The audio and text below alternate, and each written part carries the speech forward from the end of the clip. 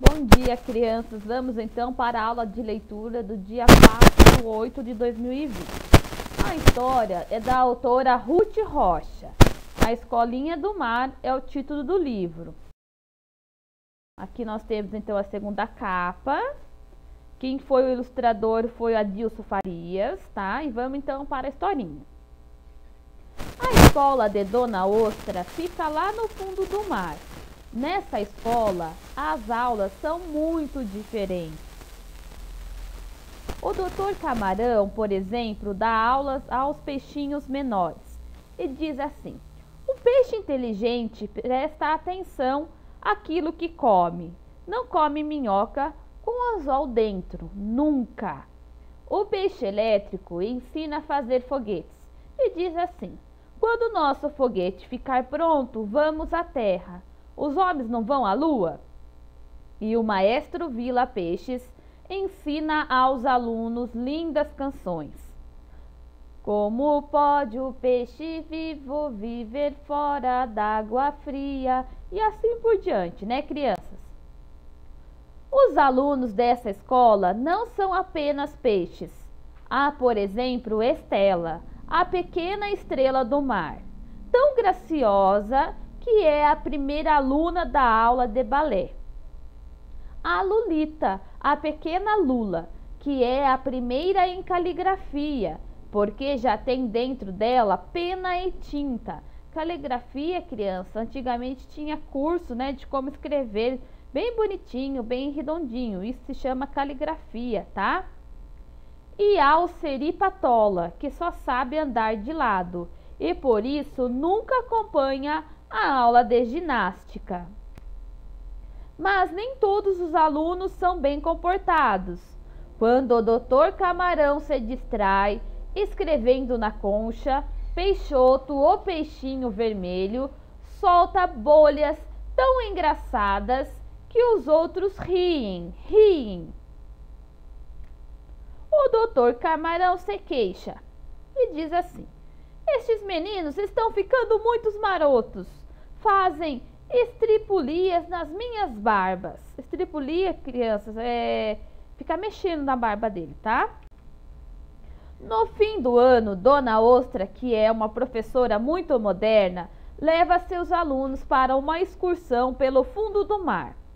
Naquele ano, os preparativos para a excursão foram animadíssimos. Vocês sabem, o melhor da festa é esperar por ela. Um grande ônibus foi contratado para levar os alunos e professores. Ônibus marítimo, é claro, puxado por cavalos marinhos. No dia da partida, todas as mamães foram despedir-se dos filhinhos e todas faziam muitas recomendações. Veja lá, hein? Não vai chegar à beira do ar e cuidado com as gaivotas. Meu filho, não chegue perto do peixe elétrico. Quando ele estiver ligado, é muito perigoso. Adeus, adeus, boa viagem, aproveite bem, disse a mamãe polvo.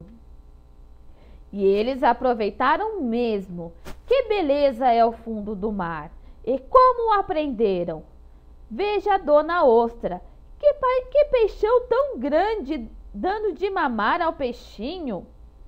Então Dona Ostra disse: aquilo não é um peixe não, é uma baleia. As baleias são de outra família, aparentadas com o homem, que por isso dão de mamar aos filhotes. E aprenderam muitas outras coisas. Viram os peixes voadores que davam grandes mergulhos no ar. Viram os golfinhos, que são parentes das baleias, inteligentíssimos. E os tubarões, muito emproados, que andam sempre com seus ajudantes, os peixes pilotos. O mais emproado de todos é o Barão Tubarão, que mora num grande castelo de madrepérola com seu filho, o Tubaronete. Naquela noite, acamparam perto do castelo do barão. Todos ajudaram a armar o acampamento e, quando tudo ficou pronto, juntaram-se e começaram a cantar. Roda, roda, roda, pé, pé, pé. Caranguejo, sol é peixe na enchente da maré. Ouvindo aquela cantoria, o tubaronete veio espiar o que havia. Ele era um peixe muito mal educado. Não ia à escola nem nada. Era um verdadeiro prei-peixe. Começou a caçoar de todos, a imitar o jeito de cada um, que é uma coisa muito feia.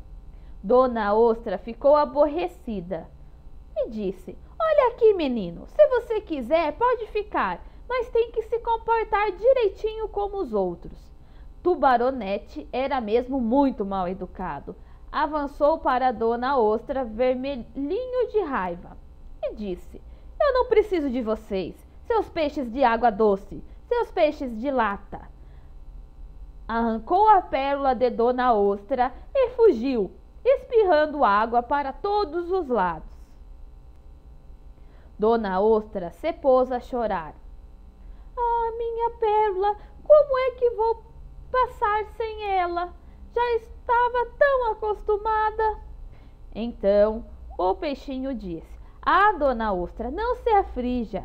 Não, disse o Peixoto, que apesar de pequenino era muito valente. Eu vou ao castelo buscar a pérola. E se ele não devolver, falo com o pai dele. Dona Ostra empalideceu, que ficou pálida, sem cor. Ah, não vai não, não, eu tenho tanto medo de tubarão, ainda mais de tubarão-barão, disse Dona Ostra. Eu vou sim, disse o peixinho. Se a gente ficar de braços cruzados, sua pérola não volta nunca mais. Chegando ao palácio do barão, Peixoto bateu as barbatanas com toda a força. Plac, plac, plac. Veio atender ao portão uma senhora enguia, de uniforme preto e touquinha branca na cabeça. Então Peixoto disse: boa noite, dona Cobra. Diga ao tubaronete que aqui está o Peixoto, que quer falar com ele sem demora. Cobra não, dobre a língua, ouviu? Meus patrões não têm tempo a perder com os senhores Peixotos, disse a enguia. E foi entrando sem querer escutar o que o Peixoto estava dizendo. Mas o Peixoto não desanimou. Rodeou a casa até que encontrou uma janela meio aberta e foi entrando mesmo sem convite. Lá estava o barão e o tubaronete jantando. Peixoto, com o coração batendo muito, adiantou-se. Desculpe, seu barão, eu ia entrando assim, mas tem umas contas a ajustar aqui com o seu filho. Cadê a pérola da Dona Ostra? Devolva já! Já, disse Peixoto. Tubaronete até engasgou de susto. Eu ia devolver, eu ia sim, tome a pérola. Eu estava brincando.